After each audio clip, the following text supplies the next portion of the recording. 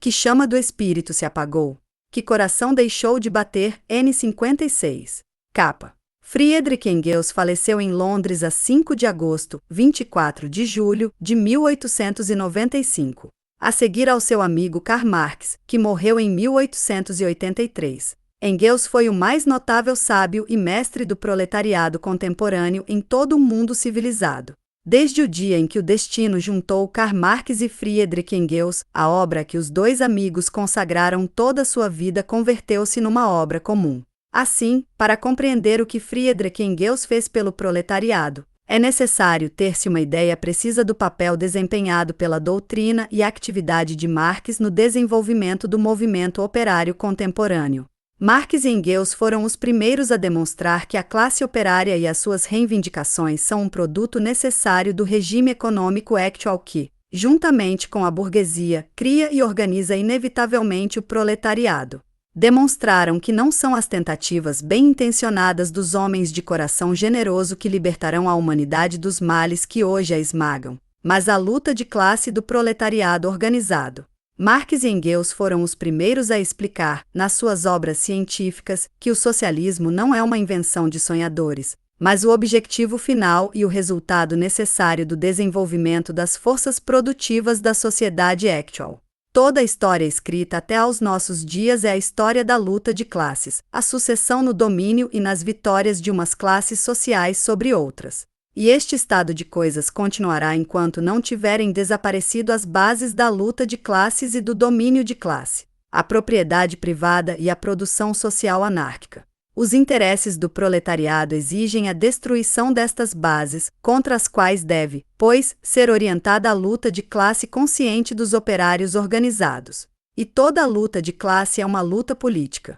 Todo o proletariado que luta pela sua emancipação tornou hoje suas estas concepções de Marx e Engels, mas nos anos 40, quando os dois amigos começaram a colaborar em publicações socialistas e a participar nos movimentos sociais da sua época, eram inteiramente novas.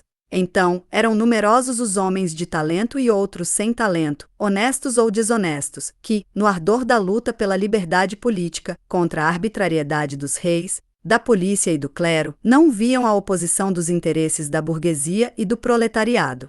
Não admitiam sequer a ideia de os operários poderem agir como força social independente. Por outro lado, um bom número de sonhadores, algumas vezes geniais, pensavam que seria suficiente convencer os governantes e as classes dominantes da iniquidade da ordem social existente para que se tornasse fácil fazer reinar sobre a terra paz e a prosperidade universais. Sonhavam com um socialismo sem luta. Finalmente, a maior parte dos socialistas de então e, de um modo geral, os amigos da classe operária, não viam no proletariado senão uma chaga cujo crescimento assistiam com horror à medida que a indústria se desenvolvia. Por isso todos procuravam um modo de parar o desenvolvimento da indústria e do proletariado, parar a roda da história. Contrariamente ao temor geral ante o desenvolvimento do proletariado, Marx e Engels punham todas as suas esperanças no contínuo crescimento numérico deste. Quanto mais proletários houvesse, e maior fosse a sua força como classe revolucionária, mais próximo e possível estaria o socialismo. Pode exprimir-se em poucas palavras os serviços prestados por Marx e Engels à classe operária dizendo que eles a ensinaram a conhecer-se e a tomar consciência de si mesma, e que substituíram os sonhos pela ciência. É por isso que o nome e a vida de Engels devem ser conhecidos por todos os operários. É por isso que, na nossa compilação, cujo fim, como de todas as nossas publicações, é acordar a consciência de classe dos operários russos, devemos dar um apanhado da vida e da atividade de Friedrich Engels, um dos dois grandes mestres do proletariado contemporâneo. Engels nasceu em 1820 em Barmen, na província renana do Reino da Prússia. O pai era um fabricante. Em 1838, Engels teve de abandonar por motivos familiares os estudos no liceu e de entrar como empregado numa casa de comércio de Bremen. Este trabalho não o impediu de completar a sua instrução científica e política. Foi desde o liceu que ele ganhou ódio ao absolutismo e à arbitrariedade da burocracia. Os seus estudos de filosofia levarão-no ainda mais longe. Predominava então na filosofia alemã a doutrina de Hegel, e Engels tornou-se seu discípulo. Embora Hegel fosse, por seu lado, um admirador do Estado prussiano absolutista, ao serviço do qual se encontrava na qualidade de professor na Universidade de Berlim, a sua doutrina era revolucionária. A fé de Hegel na razão humana e nos seus direitos e o princípio fundamental da filosofia hegeliana segundo o qual o mundo é teatro de um processo permanente de mudança e desenvolvimento conduziram os discípulos do filósofo berlinense, que não queriam acomodar-se à realidade, à ideia de que a luta contra a realidade, a luta contra a iniquidade existente e o mal reinante, também procede da lei universal do desenvolvimento perpétuo. Se tudo se desenvolve, se certas instituições são substituídas por outras, por que é que o absolutismo do rei da Prússia ou do czar da Rússia, o enriquecimento de uma ínfima minoria à custa da imensa maioria, o domínio da burguesia sobre o povo, hão de perdurar eternamente? A filosofia de Hegel tratava do desenvolvimento do espírito e das ideias, era idealista. Do desenvolvimento do espírito, a filosofia de Hegel deduzia o desenvolvimento da natureza, do homem e das relações entre os homens no seio da sociedade. Retomando a ideia hegeliana de um processo perpétuo de desenvolvimento, Marx e Engels rejeitaram a sua preconcebida concepção idealista, analisando a vida real. Viram que não é o desenvolvimento do espírito que explica o da natureza, mas que, pelo contrário, é necessário explicar o espírito a partir da natureza, da matéria. Contrariamente a Hegel e outros hegelianos, Marx e Engels eram materialistas. Partindo de uma concepção materialista do mundo e da humanidade, verificaram que, tal como todos os fenômenos da natureza têm causas materiais, igualmente o desenvolvimento da sociedade humana é condicionado pelo desenvolvimento de forças materiais, as forças produtivas. Do desenvolvimento das forças produtivas dependem as relações que se estabelecem entre os homens no processo de produção dos objetos necessários à satisfação das necessidades humanas. E são estas relações que explicam todos os fenômenos da vida social, as aspirações do homem, as suas ideias e as suas leis. O desenvolvimento das forças produtivas cria relações sociais que se baseiam na propriedade privada. Mas vemos hoje esse mesmo desenvolvimento das forças produtivas privar a maioria dos homens de toda a propriedade e concentrar esta nas mãos de uma ínfima minoria. Ele destrói a propriedade, base da ordem social contemporânea, e tende ele próprio para o objetivo que se fixaram os socialistas. Estes últimos devem apenas compreender qual é a força social que, pela sua situação na sociedade actual, está interessada na realização do socialismo, e incutir nesta força a consciência dos seus interesses e da sua missão histórica. Esta força é o proletariado.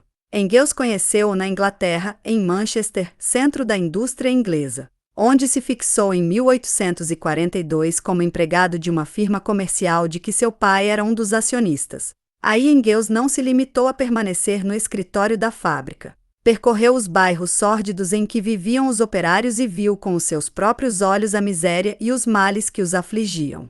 Não se limitando à sua observação pessoal, Engels leu tudo o que antes dele se tinha escrito sobre a situação da classe operária inglesa e estudou minuciosamente todos os documentos oficiais que pôde consultar. O resultado dos seus estudos e observações foi um livro que saiu em 1845, A Situação da Classe Operária em Inglaterra. Já atrás assinalamos o principal mérito de Engels como autor dessa obra. É certo que antes dele muitos tinham descrito os sofrimentos do proletariado e indicado a necessidade de lhe prestar ajuda. Engels foi o primeiro a declarar que o proletariado não é só uma classe que sofre, mas que a miserável situação econômica em que se encontra empurra-o irresistivelmente para a frente e obriga-o a lutar pela sua emancipação definitiva. E o proletariado em luta ajudar-se a si mesmo. O movimento político da classe operária levará, inevitavelmente, os operários à consciência de que não há para eles outra saída senão o socialismo. Por seu lado, o socialismo só será uma força quando se tornar o objetivo da luta política da classe operária.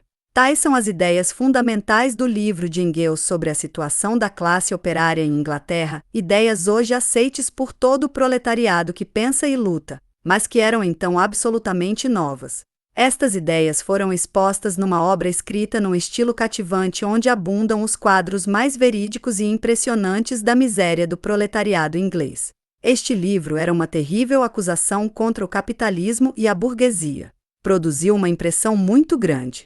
Em breve, por toda a parte começaram a referir-se a ele como o quadro mais fiel da situação do proletariado contemporâneo.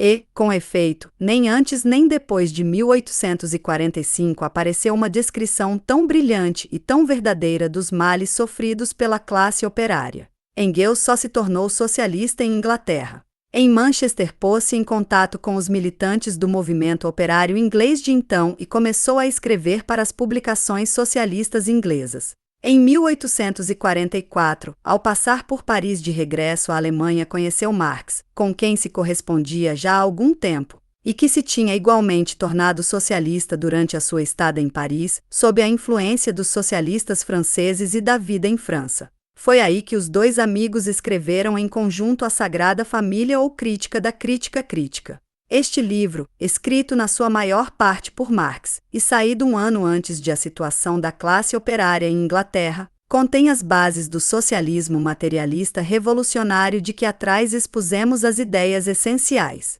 A Sagrada Família é uma denominação jocosa dada a dois filósofos, os irmãos Bauer, e aos seus discípulos. Estes senhores pregavam uma crítica que se colocava acima de toda a realidade, acima dos partidos e da política. Repudiava toda a atividade prática e limitava-se a contemplar criticamente o mundo circundante e os acontecimentos que nele se produziam.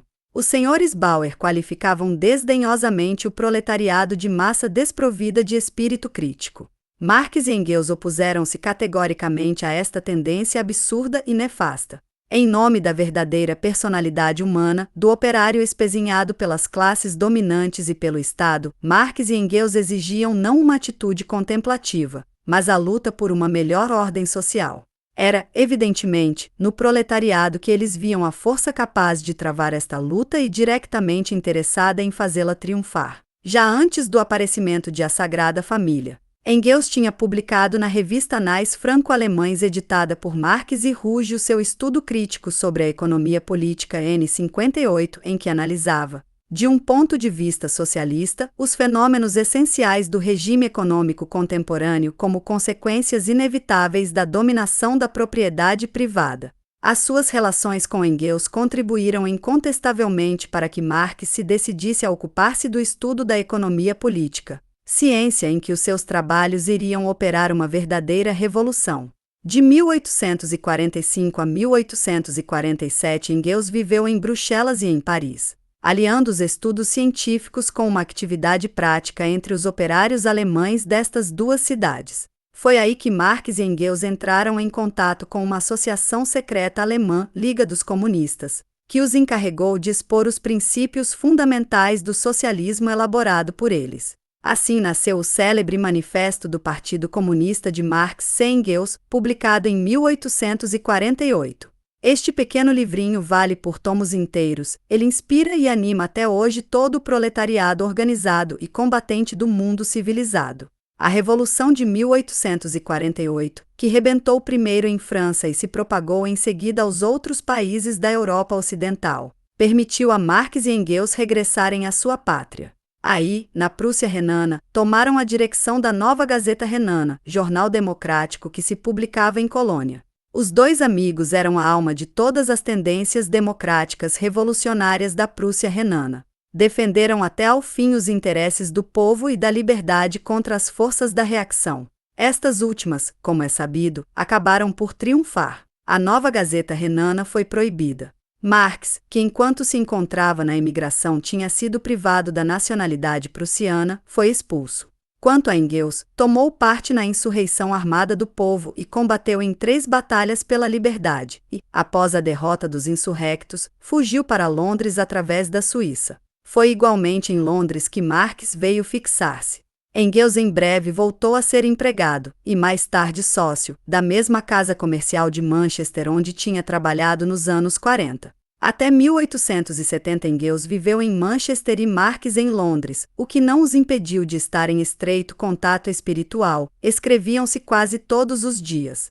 Nessa correspondência, os dois amigos trocavam as suas ideias e os seus conhecimentos, e continuaram a elaborar em conjunto a doutrina do socialismo científico. Em 1870, Engels veio fixar-se em Londres e a sua vida intelectual conjunta, cheia de uma atividade intensa, prosseguiu até 1883, data da morte de Marx.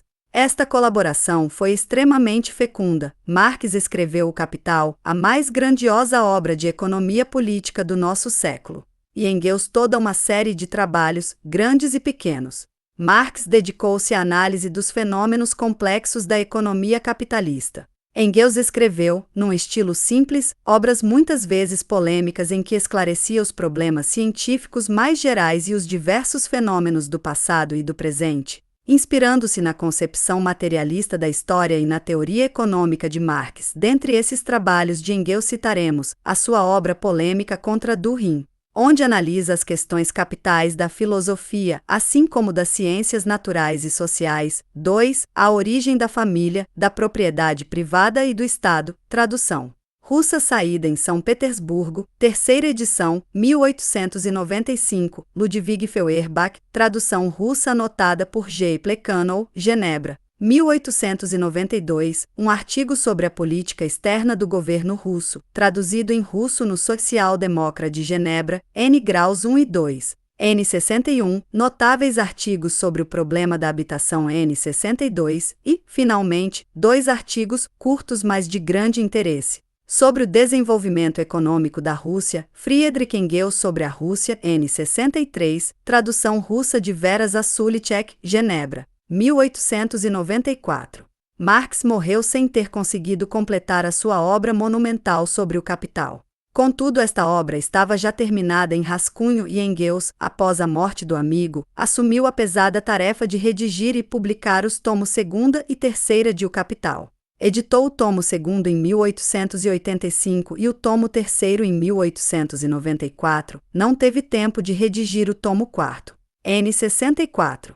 Estes 2 tomos exigiram um trabalho enorme da sua parte. O social-democrata austríaco Adler observou muito justamente que, editando os tomos 2ª e 3ª de O Capital, Engels ergueu ao seu genial amigo um grandioso monumento no qual, involuntariamente, tinha gravado também o seu próprio nome em letras indeléveis. Estes 2 tomos de O Capital são, com efeito, obra de ambos, de Marx e Engels. As lendas da antiguidade contam exemplos comoventes de amizade. O proletariado da Europa pode dizer que a sua ciência foi criada por 2 sábios, 2 lutadores, cuja amizade ultrapassa tudo o que de mais comovente oferecem as lendas dos antigos. Engels, em geral com toda razão, sempre se apagou diante de Marx. Ao lado de Marx, escreveu ele a um velho amigo, fui sempre o segundo violino.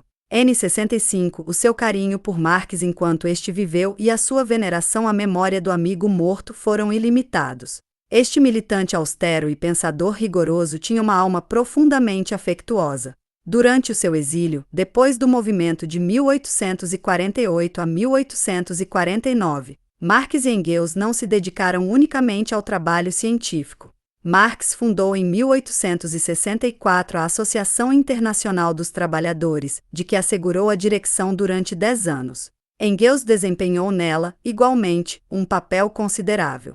A atividade da Associação Internacional, que unia, de acordo com os ideais de Marx, os proletários de todos os países, teve uma enorme importância no desenvolvimento do movimento operário. Mesmo após a sua dissolução, nos anos 70, continuou o papel de Marx e Engels como unificadores da classe operária. Melhor, pode dizer-se que a sua importância como dirigentes espirituais do movimento operário não cessou de crescer, pois o próprio movimento se desenvolvia sem parar. Após a morte de Marx, Engels, sozinho, continuou a ser o conselheiro e o dirigente dos socialistas da Europa. A ele vinham pedir conselhos e indicações tanto os socialistas alemães, cuja força crescia contínua e rapidamente apesar das perseguições governamentais, como os representantes dos países atrasados, por exemplo, os espanhóis, romenos, russos, que meditavam e mediam então os seus primeiros passos. Todos eles corriam ao riquíssimo tesouro dos conhecimentos e experiência do velho Engels.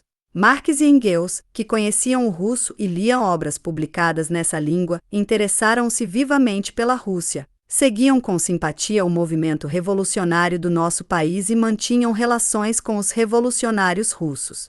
Ambos eram já democratas antes de se tornarem socialistas e tinham profundamente arraigado o sentimento democrático de ódio à arbitrariedade política. Este sentimento político nato, aliado a uma profunda compreensão teórica da relação existente entre a arbitrariedade política e a opressão econômica, assim como a sua riquíssima experiência da vida, tinham tornado Marx e Engels extraordinariamente sensíveis precisamente no sentido político. Por isso, a luta heróica de um pequeno punhado de revolucionários russos contra o poderoso governo czarista encontrou a mais viva simpatia no coração dos dois experimentados revolucionários. Inversamente, toda a veleidade de voltar as costas, em nome de pretensas vantagens econômicas, a tarefa mais importante e mais imediata dos socialistas russos, a conquista da liberdade política, parecia-lhes naturalmente suspeita, vendo mesmo nisso uma traição à grande causa da revolução social. A emancipação do proletariado deve ser obra do próprio proletariado, eis o que ensinavam constantemente Marx e Engels, n. 66. E para lutar pela sua emancipação econômica, o proletariado deve conquistar certos direitos políticos. Além disso, Marx e Engels viram com toda a clareza que uma revolução política na Rússia teria também uma enorme importância para o movimento operário na Europa Ocidental. A Rússia autocrática foi sempre o baluarte de toda a reação europeia. A situação internacional excepcionalmente favorável em que a Rússia se encontrou depois da Guerra de 1870, que semeou durante muito tempo a discórdia entre a França e a Alemanha, não podia evidentemente deixar de fazer aumentar a importância da Rússia autocrática como força reacionária. Só uma Rússia livre, que não tivesse necessidade de oprimir os polacos, os finlandeses, os alemães, os armênios e outros pequenos povos, nem de lançar, incessantemente, a França e a Alemanha uma contra a outra, permitiria à Europa contemporânea respirar aliviada do peso das guerras. Enfraqueceria todos os elementos reacionários da Europa e aumentaria as forças da classe operária europeia. Por isso mesmo Engels advogou calorosamente a instauração da liberdade política na Rússia no próprio interesse do movimento operário do Ocidente. Os revolucionários russos perderam nele o seu melhor amigo. A memória de Friedrich Engels, grande combatente e mestre do proletariado, viverá eternamente.